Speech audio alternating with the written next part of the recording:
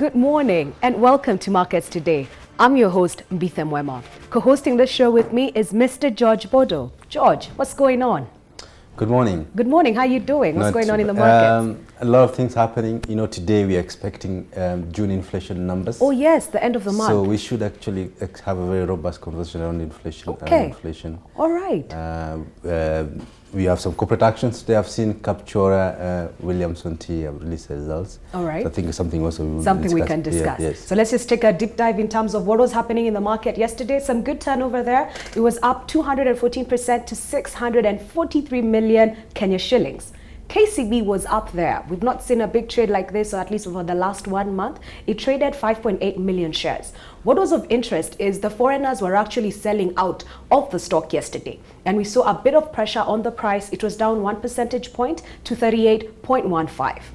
Safaricom was also up there in terms of volume, and we also saw foreigners actually picking up more of the stock. There were net buyers of Safaricom and Equity and a bit of EABL. On the flip side, they were also selling out of KCB and a bit of Safaricom, but not as much as they were buying, and we also saw some action on Equity Bank. Nothing much happening on the indices. They remained flat. As always, Safaricom goes up or goes down. It depends. It determines the direction. So we saw the NSE 20 close up 11 basis points compared to the previous day. George, let's discuss inflation numbers. The last number that we had was 5.5% on the 12-month average inflation. That was the end of May. What do you think is going to happen, and what was happening before that? I think there's nothing. Two things. One is that there appears to be a full anchorage of inflation expectations, especially from the central bank. So on that basis, I don't expect a much uptick from June inflation numbers. Okay. I expect them to be more or the less same level, if not slightly higher or lower. But I expect that 5.5. Broadly, I don't expect it to be nothing much. I don't expect it to breach the MPC range, upper target range. Okay. Yeah. But I think maybe next month, because the effect of the change in oil prices took effect halfway through the month. Yes. So then we'll see the trickle-down effect next month. Yeah, we typically have about a month before you actually begin to before the prices start feeding to the system. Because before May, I think the April inflation numbers were over inflation 6%, and it was 6.6%. largely because of the pump prices, the effect of pump prices. Yes. So this month we expect 5.5, so we remain at 5.5, give or take, but then begin to see the trickle-down effect of the jump in oil prices, in pump prices rather, following next month. That's right. But the thing about inflation is due attention is to be paid on core inflation. Okay. Which tells you actually core inflation has been coming down, which tells you that the underlying inflation, it's the demand, there's a weakness in the demand. That's true. Yes, especially on the demand side of the economy.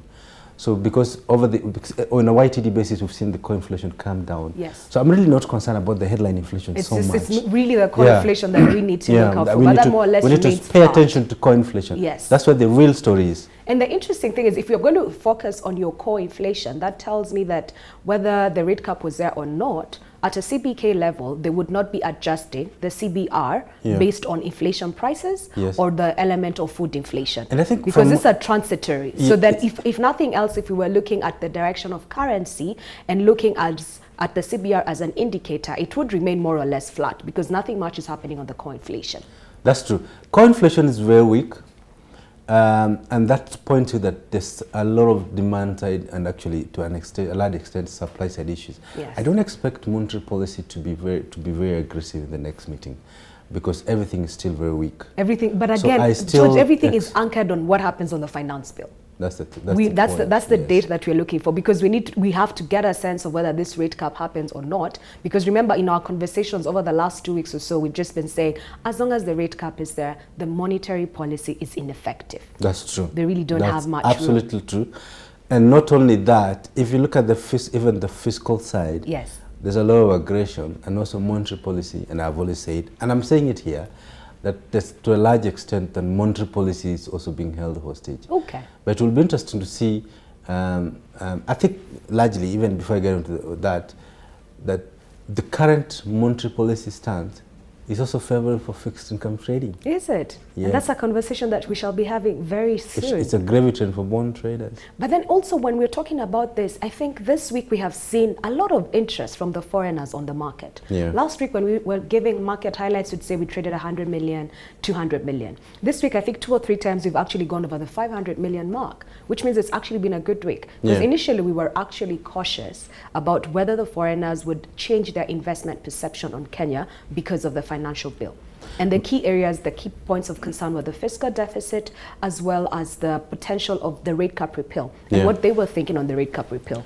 Because it has a huge impact on the investment case. But so we're seeing the sentiment, at least on equities, we will explore what's happening on fixed income. The sentiment is sort of changing because we're seeing higher volumes. That could not be a conclusive way of looking at it. But as you're seeing higher volumes, and we're seeing net buyers on Safaricom this week, last week there were net sellers, we're also seeing net buyers on the likes of Equity Bank. We've also seen a few trades on Centum. So it could be that the sentiment is potentially changing. What do you think? I think for me, the most important thing, sorry, not really most important thing, is I'm just worried that their participation has been significant on the foreign portfolio side, but they've been selling. That caught my eyes. No, but this week they've actually been buying Safaricom. Last week they were selling. Up to Tuesday they were still selling. No, this week actually, on Tuesday, the sellout on Safaricom, rather on the whole market, was 5 million. Yeah. And then the next day it turned positive. It was about 125 million net purchases by the foreigners. And the same thing happened yesterday. I'm not too sure of the exact number, but the purchases were heavier on Safaricom, Equity, and slightly on EABL. The net sellout was on KCB. So net, it's actually this week the foreigners have been net buyers. Yes. No, it's not balanced. It's slightly higher. Net purchases are higher than they were last week. It was always very interesting to have them be net buyers in the market because then that's positive. Then it sort of indicates it's a trigger. Yes, it's positive for price and liquidity in the market. But also something very interesting we monitored this week was that Eurobond yields, Kenya Eurobond yields were actually coming down. That's another also just in terms of your investor perception, some interesting things to look at. You talked about fixed income. That's a conversation that we will be having. But we must take a quick break and talk about the daily commodity prices. Do not go anywhere. We are hosting Diana Mugane. She's a fixed income trader at Standard Investment Bank to look at what has been happening in the fixed income markets. See you shortly.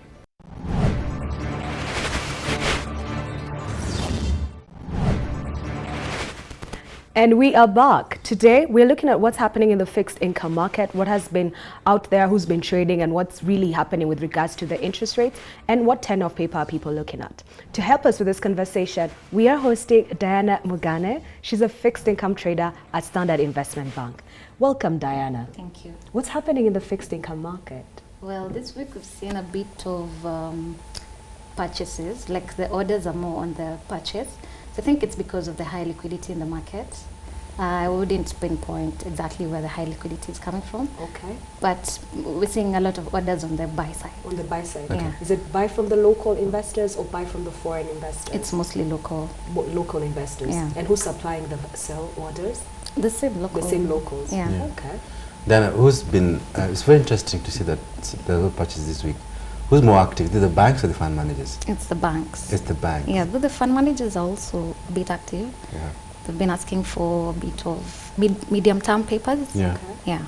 And the banks are asking for? Short-term. It's all the short end. Yeah. They always go for the short end. Yeah, always. I just keep our viewers abreast on primary auction this month. What was sold? This month, nothing much has happened. Yeah. I think it's because the government is a bit relaxed because now they don't have maturities coming up. Yeah. So, but we expect something in the next week because since they haven't done something this month, there are rumors of a 15-year coming up. Banks are not too keen because they have a lot of long-term paper in their portfolios. Yeah. The primary auction for June, which paper was sold? It was actually a reopening. It was a reopening? Yeah, of previous papers. So there was one 8-year and a 13-year.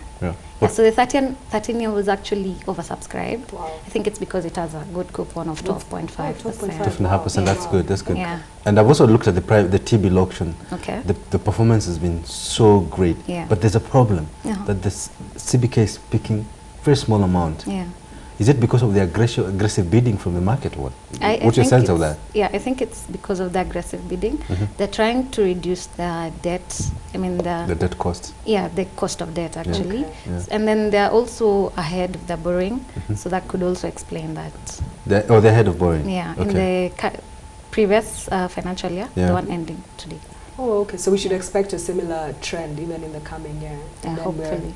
But then, from what you're saying, if we're going to start off, or you think there could be a semblance of the government coming in to borrow 15 years Yeah. for next month, Yes. could that be a pointer towards the government's appetite for longer dated papers? I think what the government is trying to do is to lengthen the what do you call it? The maturity profile. Yeah, the maturity Okay. profile. Yes. So that they don't have so many maturities coming up. Okay. Yeah, so that they can also be able to finance the. Okay. But give us a sense of liquidity. You're saying liquidity has been good. Yes. Is it just this week or liquidity has generally been good for the past 1 month? Actually, the past 1 month, Yeah. Past liquidity 1 month. has just been on top. Yeah. Where Yeah, is so it we're seeing a coming lot of purchases. From, is it banks? Is it, you know, the same way you're saying like the banks are on the short end and the fund managers Yeah. on the long end. I think When you say it's- liquidity, where is it? Where are the bulk of the orders coming from? It's both ends, fund Both ends. managers Okay. Wow. and banks. Yeah. Yeah. Let me ask you one thing, Diana. Yes. Do you think top sales are good for the market? Top sales. Yes. Well, I think they're good because for those who miss out on Yeah. the primary, Yeah. they can be able to participate again. But is that good for the secondary market? I mean, and is that a lost trading opportunity for you? Actually, yeah, because most of the times after primary issue, Yeah. we're normally looking forward to now. Those who missed out, they normally ask for the papers, so we try and get them the papers, and then you realize the tap has been open. Now we have to hold off a Okay. bit again. They now go to the top market. Yeah, So in essence, you're saying tap is not good for you, for secondary trading. I think it's a win-win for everyone. All right. Yeah. And in terms of the banks trading, which paper have they been on this week? This week. Which paper has been dominating Yes. the trading this? The trade. Yeah. Well, I've seen a lot of IFBs trading, infrastructure bonds, Yeah.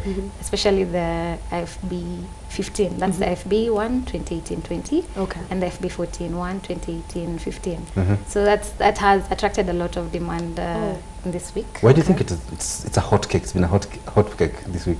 Is it a coupon? Is it the coupon? Is it the Actually, price? I think it's the coupon, Uh-huh. and also the fact that it doesn't attract interest. You know, IFBs Yeah. do not attract They are tax, exempt from the tax, that is. withholding Their tax. tax. Yeah. their- Yeah. Okay. Yeah, and then The tax also exempt. as participants prepare to participate in the next primary auction as Mhm. well. Yeah. So the So just lying low, not buying FXDs, fixed coupons. Mhm. Okay. So I think that's why they're going for For the the infrastructure. What is the coupon on these two papers? The IFB 1 2018-20, it has a coupon of I think 11.95. Okay, Mhm. wow. Yeah, and then the 1 2018-15 it's 12.5. Oh wow, Yeah. that's tax free. That's a very good return. Yeah, it is for actually tax very free, good. that's a That's a good. That's a good yeah. one. And then where has your yields been this week? The yields are actually coming down. Yeah. Every week they've been coming down. Mhm. Like for the 5 year, it's around 10.5. Okay. Yeah, the 1 year is at 9.05. Wow, that's Yeah, they're actually coming very down. yeah. Very And the well. primary auction, the reopening, they sold the reopenings were sold at what range? What level? So the 8 year came out at 12 point. Can I remember? Yeah. I Was don't it know. higher or lower than the original Definitely paper? lower. Much Definitely lower. lower, Okay. yeah. Wow. Yeah. Okay, so then it sounds like what CBK is doing is you come and you reject aggressive bids, and then you have to push everybody to the top, which is their last option, and you get it at a much cheaper rate. I know the Oh, tap wow. you can't. Excellent. Yeah, the tap tap you can't. You pick it at It's the a You Yeah, have to just the pick it at that rate. You know, I mean, it Yeah. makes sense. If I'm Yeah. the one who's demanding for something Yeah. and you don't want to take it and I reject your bids and I have Yeah. one last final window, Yeah. demand and supply, you must Yeah. take it at that point in time. That's actually that's true. Dada, do you see what do you project the next fiscal year, which starts next week? Do you see Treasury CBK issuing more long-term bonds, or do you think it's going to be a mix of mid to long-term bonds? Well, the rumor was the 15 years coming up. Yeah, but that's for now- July. Yeah, for July, yeah. Yeah. So I think they're just waiting to hear what's the sentiment in the market. Mhm. Hopefully, I think we're due for a 10-year, a medium. The market is due for 10 years. Yeah, it's due Wow. for It's 10 The market is ripe for 10-year bond. Yeah. When was the I last like time you that. saw a 10-year? 10-year.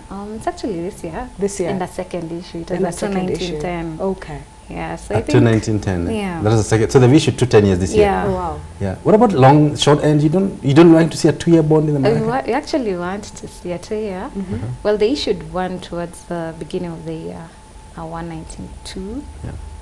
I'm not sure they're keen on issuing a short term. They want more longer term. Yeah. But it makes sense on the longer term because when you look at the foreign book, at least on the Euro bonds, after this payment, we sort of have a window till 2024 and then it starts being an aggressive payout Yeah. season from 2024, I think, all the way to Sure. 2030. Yeah. So in a way, if they want to replicate the same strategy they've done in the foreign end, it makes sense then to just keep pushing the longer dated paper, Yeah. which I think from a fiscal perspective begins to address the element of the fiscal deficit because of outflow of monies going into the debt market with Yeah. regards to capital or interest. Yeah. So then maybe this continues. But then I'm curious because you said that the banks are more on the shorter end. So Yeah. the shorter end being 1 year and below, or is it 2 years and below? 5 years. 5 years and below. Yeah. And that's, so when you say 5 years and below, are they largely doing the T-bills, not the T-bills rather, the 1 year paper, the 2 year paper, or is it the 5 year paper? It's a 5 year, The between 5 year. 5 year Okay. and the 2 year. 5 year. Yeah. Okay.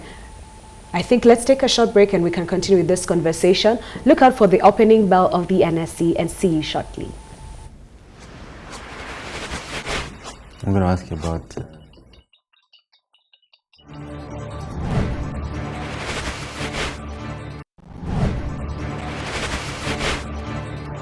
We are back. The market has just opened. Remember, we need to see whether Friday is going to top yesterday's turnover, which was 643 million. Today, we're looking at the fixed income market. What is happening there? Diana has just told us that the banks have been active, the fund managers have been active. Tell us, Diana, when we're talking about the banks being active, you're saying they're doing the short end paper and the forecast is on the 5 year. Is there any interest on the 2 year paper, 1 year paper? Who's buying those and who's not buying it? Okay. The banks are interested in 5 years and below. Fund managers more keen on the 10 year to 15 year. I think that's about That's about what. That's much about it. Yeah. Diana, tell us, Amakiba, Yes. you have any views on it? Do you think what do you think can be done to deepen subscription? Because Yeah. every issue Yeah. is always an underperformance, and I'm Okay. sure as a fixed income trader, Yeah. you watch Amakiba. Correct. Yeah. Do you have any views on what they need to do to? Yeah. I think they need to enhance their awareness. The 'Cause visibility, essentially. Exactly. Yeah. Yeah, so because the actual reason why they came up with this Emakiba is to enhance financial inclusion of the common mwananchi. Yeah. Yeah, so because the minimum is around 3,000, 3,000 per account per month. Yeah. Per account Per per issue. day. Per issue, per Yeah. issuance. Per day. Yes, Per that's the transaction issue. limit. Yeah, no, the minimum. Okay, the minimum. Yeah, the investment. maximum is around 140,000 per Per day. account per day. Okay. Yeah, so they actually came up with it to enhance that financial inclusion. Yeah. But I think where the failing is the awareness. People do not know what this Emakiba bond is about. They need to enhance that awareness more because I think it would help people. It doesn't attract tax Yeah. because it's actually an infrastructure bond in Wow. itself. Oh, it's a tax-free Yeah, it's issue. tax-free, yeah. But something else about Amakiba, Diana, it's the first time that a government paper Yeah. is being settled on via CDSE platform. Most of the papers and largely the government debt register Yeah. sits with Central Bank. Yes. There's been a lot of conversation around moving the register from Central Bank to CDSE Okay. so that it enhances a unified That's platform for investors. Because today, if you're an investor and you want to hold multiple assets, you want to own fixed income It becomes assets, very- you have to own equities, then you have to have two separate CDS accounts, Yeah. two clearing cycles. Do you think this conversation is warranted, or do you think if they're to move the settlement and the debt register to the CDSE, it will make a lot of sense for the market? Well, my Or you have a different opinion- view? My view is, I think how it is right now, it works. Do you have intraday settlement today on the fixed income market? Yeah, there are few. Yeah. There are There are few, few, but okay. there are bit hitches here and there. Yeah. Yeah. On the settlement side? Yeah. Okay. because I know from the settlement side, at least when I've sat on the desk, my colleague was an FI trader. Okay. So I was an equity trader. Yeah. He would have to put in a trade call CBK before he puts in the trade, make the notification, I'm about to put in this trade, these are the accounts, then hang up, then wait a few minutes, is it okay, can I go ahead? Okay. Then he puts it on the NSE platform, then he has to pick up the phone again and call. So I've put it, can you be able to, before he goes back to the client in the bank. And I compare that to the equity trading. The equity trading, I don't call anybody, I only call the client. Are you good? Send me accounts. The client sends accounts. I trade. It's done. Everything else, I don't have to have. Like he had to make 5 calls for every 1 call that I made. So is there a possibility of this happening? Have you heard that there could be a potential change of switching the settlement to CDSC? And if that happens, do you think that there would be an increment in turnover and volume, or rather an interest? Because maybe that's a deterrent for trading in that market. It's not very easy. Okay, I haven't heard of a potential switch in roles. Well, nowadays we don't do many calls. Okay. So what happens is when a client is selling, they'll send a file to CBK to avail the particular bond, and then CBK will send the file to NSE, and then now we can be able to see the holdings on that system called Avento. So there's no much calling. What happens is, I think they're very efficient nowadays. Oh, wow. Yeah, NSE plays its role and CBK plays its role. And the file is empty 599? 599 is when it's the intention to buy. Okay. 509 is the intention to sell. Yeah. And then you get 509, there's a 502. There's a 502 again? There's a 502, a 509, 599. Wow. Yeah, each has its own. It has its own role. Yeah. But you think that, in your view, you think the system as it is, it's okay. it works? And it's efficient. So far it has enough. worked for me. Okay. But my view is that this dual jurisdiction of securities settlement, I think for me, I should be able to switch see right now, if I have an equity portfolio and I want to sell that equity portfolio and buy a fixed income asset, and I have to sell my fixed income portfolio. So I have to sell my equity portfolio, which is settled on a different platform. On a different platform and a then different process altogether. And I have to move my funds to CBK. I think that dual jurisdiction sometimes is an it's an inhibition to the market because I should be able to switch seamlessly. I just switch today. In the morning, I've sold my equity portfolio. I instruct my broker to go buy for me a fixed income asset. And by the end of the day, I have my photo. In this world of technology, it becomes, for you to actually enhance the penetration, you need to have a platform where I'm not thinking too much about the process. If I'm the end user, the same way, if I want a stock, the same process. If I want fixed income, like if I wanted Emakiba, so maybe for Emakiba, they need to think, if they're targeting the retail person and there's financial inclusion, can I be able to buy stocks the same Emakiba way? So that the mind knows, if I want an asset and it's on the NSC, or the market is the NSC and that's a platform, it's just one. The only thing that I change is I want equity or I want fixed income. Do you think that could be something that would help penetration when you think about financial inclusion? Well, sorry. Now I'm saying, would you think that if we actually had a standard way of trading equities and fixed income, similar processes, that would actually enhance the penetration, at least from the retail side? Yeah. Well, I think it would work because we're all about the easier the process, the better it is, and also in turnover. I think the more question that Bida is asking is, do you think that the retail should actually be allowed access to the secondary market, active market? Will it help the market? Will it help?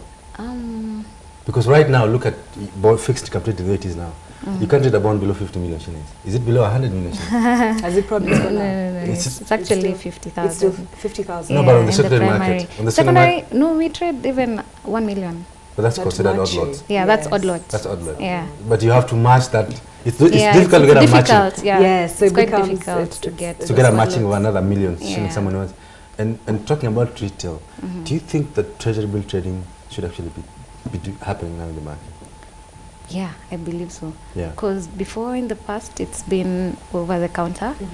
Banks actually just they don't need to go through the broker. But I think either way it works. So if they go through the broker or over the counter, I think it works. Let me ask you, Diana, the way we're talking about the market and new products coming into the market, do you see yourself being a fixed income trader in 5 years? Or do you see the market evolving to a point of use of technology and everybody just gets direct access to the market and they don't need to call Diana or Diana doesn't need to call them? Okay, that's actually an interesting question. There's been talks around the hybrid bond market. So that's whereby there are brokers, and then there's also clients like the banks can trade for themselves. Wow. Yeah, so in 5 years' time, there'll be a lot of innovations, and I think that will actually reduce the number of brokers in the market. I think Okay. it's a positive for the banks and the fund managers, not so much for For the brokers. brokers. Yeah. Wow. So So we're approaching a wait and see situation, because I think it's still work in progress. Okay. But Yeah. the brokers will still be there. Yeah, they'll still be there. Okay. But To now, do if other things. banks have like an option of trading over the counter, why would they use the I don't need to broker? come to SIB. Yeah. Wow. It's just a necessary process. It looks like you just have to be a bank in this economy Yeah. because their tentacles are everywhere. So now you can be able to do what M-Pesa does through the bank. Yeah. The bank doesn't need M-Pesa, Yeah. the platform at some point, or Yeah. you don't need the broker. I mean, it's certainly interesting Yeah. to see. But then the other question, when we talk about hybrid, what else do you think that stockbrokers could maybe focus on? Also leveraging on innovation and technology, just to enhance the investment opportunities available to people out there. Okay. Stockbrokers. Well, I don't know much. You don't about know. it. Okay. Okay, but then I think your fund has global markets, so at Yes. least Yes. just enhancing the opportunities Yeah. that are Yeah. available. Yeah. All right, but you know, as And- always, this conversation is always very exciting to speak about. Our time is up as usual, but maybe before we leave, Yeah. we wanted to find out what's the fixed income trading strategy that we need to look out for next week. Yeah, what are you advising your clients now, the strategy? Okay. Well, I'd advise for them to go for the short-term papers. Yeah. Especially with the potential rate cap repeal, though we don't see it coming. Yeah. Okay, But it would be a good exit when you someone- go through. We share the same view. finally. Yeah, so I think the short end would be easier to exit. Okay. Okay. Yeah. So do the short term, rate cap not likely to happen. Yeah. All right. Key takeaway. Key takeaway. That's really the key takeaway. So there you have it. If you're doing anything in the fixed income, you need to be in the short term end, and you need to be looking out for Diana. She has lots more of insights in terms of what you need to do. We will be ending the show right now. Look out for the opening numbers on the NSE. Join us again this afternoon at 2:30 to look at what's happening on inflation and the macroeconomic environment. Good day.